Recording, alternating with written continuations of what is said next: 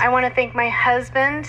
After losing his stepfather to Lewy body dementia in 2018, he understood the road we were on.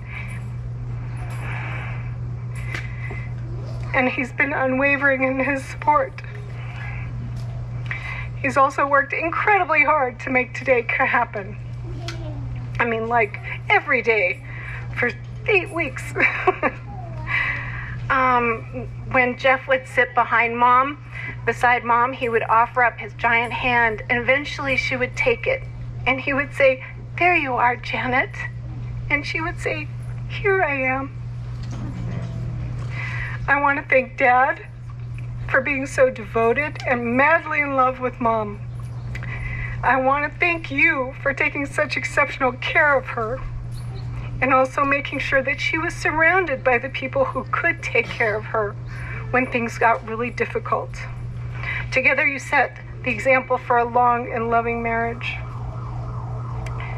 You can see in the photos, you can see the joy, you can see the delight, you can see how much they were a team and how they lived so fully for each other.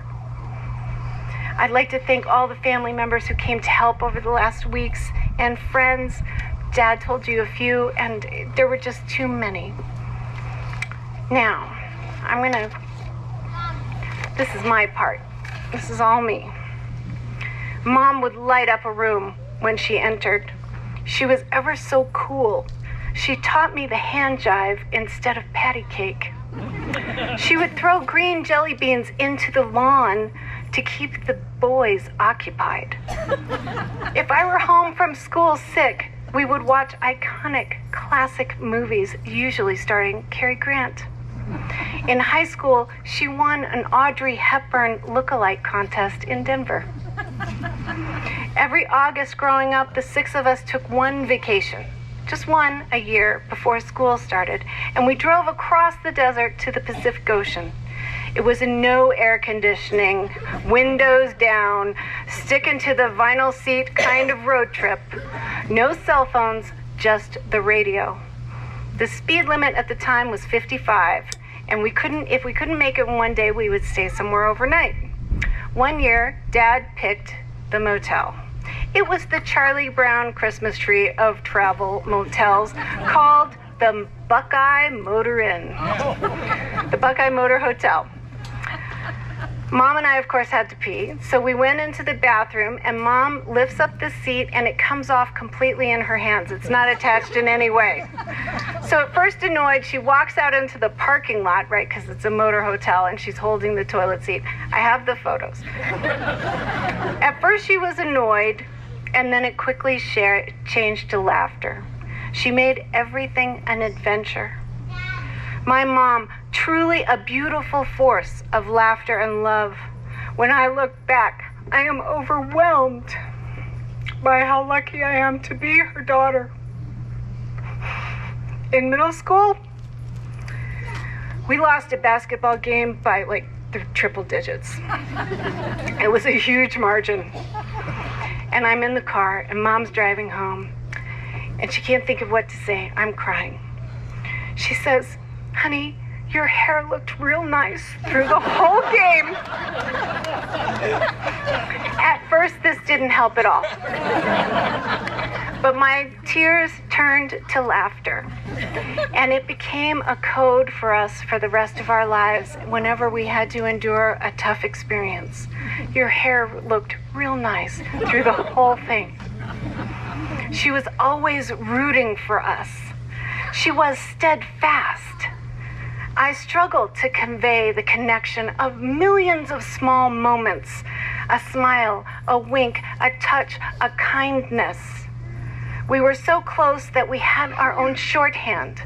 It made us a very difficult team to beat when it came to Trivial Pursuit, Pictionary, or charades. She and I had a mother-daughter trip to visit Anne, Dwayne, and their daughter Kelly. Part of that trip was just the two of us in San Francisco. You can imagine, we took an elevator to the hotel room, and outside the only window, there was another building I could swear you could have touched. For a kid from landlocked Albuquerque, fairly flat, this was amazing to me. We walked everywhere, but one night she hired a taxi to drive us all around the city, taking in the bridges, the parks, the city lights. Suddenly we took a right turn and the earth fell out from beneath us. I squealed as we launched down Bradford Street at a 41% grade. We laughed and laughed until tears streamed down our faces and our cheeks hurt. Hawaii was a wonderful place for us. She understood all the reasons why I moved there, and she was forever supportive, even though it meant I would be far away. She was always ready to give me help whenever she could. Through all the health challenges, she was there. I never had any doubt of her love. For those of us lucky enough to have that deep and special mother-child relationship, you know it's a relationship like no other. It is singular, unique, and profound. Her creativity was evident in everything she did, in her art and her daily life. She taught me a game to find objects in the clouds. We would name all types of shapes as the clouds floated across the sky. We'd laugh. It was a creative way to connect and pass the time. Friends have been reminding me of some of Mom's greatest hits, as it were. Kirsten reminds me of the many trips Mom took us to Texas and Boston and on various adventures around Albuquerque, how she broadened our horizons. It was the everyday delights she found for us, the world she showed us, and the one she created here at home. She was diplomatic and kind, a point made by Anita when she recalled the time my mom and dad were so gracious to her after I put Anita in an impossibly awkward situation, and her parents, when I said I was spending the night at someone's house, but I actually wasn't at Anita's house. Of course, the only time I ever did that, I got caught. They handled it all with such grace and kindness. Life would get harder, of course, with the unbearable grief over the deaths of grandson Jeremy and 8 months later, Nick. She devoted herself to her patchwork family, and we all stuck together in our grief. Mom had an entrepreneurial spirit, of course. She produced fashion shows in her community, she modeled in several national print ad campaigns, and she appeared in commercials. Seeing a need for hot meals on sets at the time before it was required, she began her catering business. But as it turned out, she didn't like to cook, but she loved to host. As most of you know, we had many 4th of July parties back here, and with a peak attendance of 500 people. 1 second. They are suddenly out. There we go. Got it. She was creative, always working with her hands in various forms of art, including painting, stained glass, knitting, crocheting, design, fashion, flower arranging, and holiday decorations. She always had a themed Christmas tree. One year it was pink. It was dolls. One year it was that maroon and teal, which was so popular, little balls all over. One year it was all gold. One year it was all white. It was fantastic. She enjoyed creating beautiful things and sharing that beauty with others over a glass of wine. She eventually delved into the world of flowers, which inspired her to open Jan's Floral Design. Many Valentine's Days, her male customers would call her in a panic the day before or the day of, and she always delivered a beautiful bouquet. Mum's the word. In 2005, she began managing the Quarter's wine shops. She loved working with customers, distributors, and wine reps, and everything about the business, but she especially loved working alongside you, Dad. We had our rough times, but they never lasted. I worried about her health. She often gave more than was healthy for her to give. And when we knew the progressive memory loss was coming, she fought so hard to resist it. There were times when she could not understand what was happening to her. On those tough days, I would explain that the disease was like having clouds in her brain, and that some days were clear and she could access her memories, and others were heavy, low clouds, cutting the information off, but it was still there. Because the clouds were always moving, every day was different. We developed a code on how the day was going. Partly cloudy, chance of thunderstorms, hurricane, and it made sense to her. We found our way. Mom woke up every day and she did her level best. She faced the disease with grace, courage, and her signature wit. I felt honored to be by her side as the journey unfolded before us. I learned to enter her world and be present in the moment with her. People would often ask, does she know who you are? I found that simple question to have a multi-layered answer. In short, yes, she did. If you gave her space and time, she would eventually find the connection. And in those moments, the familiarity would wash over her face and the love would pour forth. She would cling to me with her strong hands and intense gaze that communicated, I see you, I know you, I love you.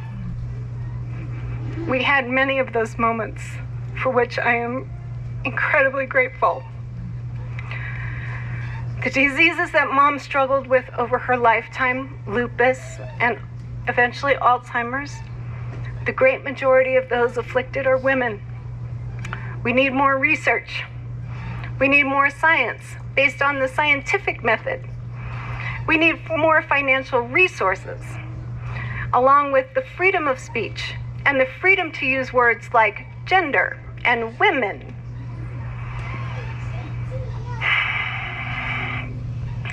We need the freedom to make choices about our bodies and our health care.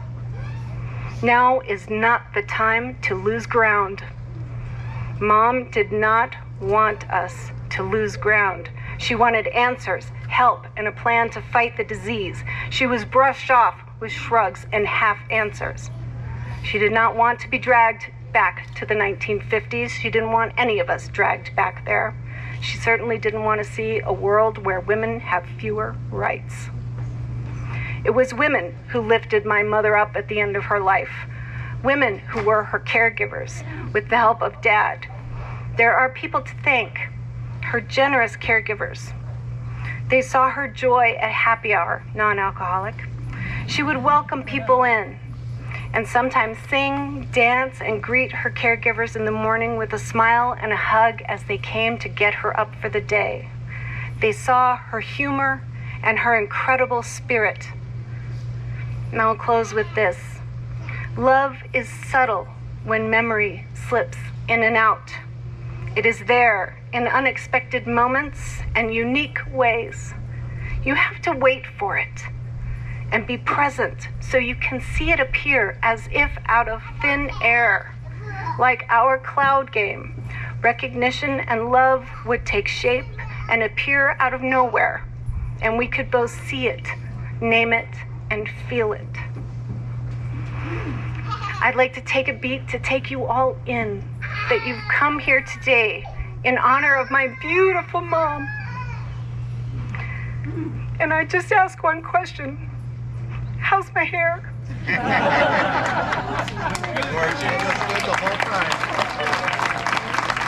So, thank you. Let's celebrate tonight together in her memory. She would love this. She's here with us. We're going to just enjoy each other, this moment. Thank you guys so much for being here. I really am incredibly grateful. Thank you.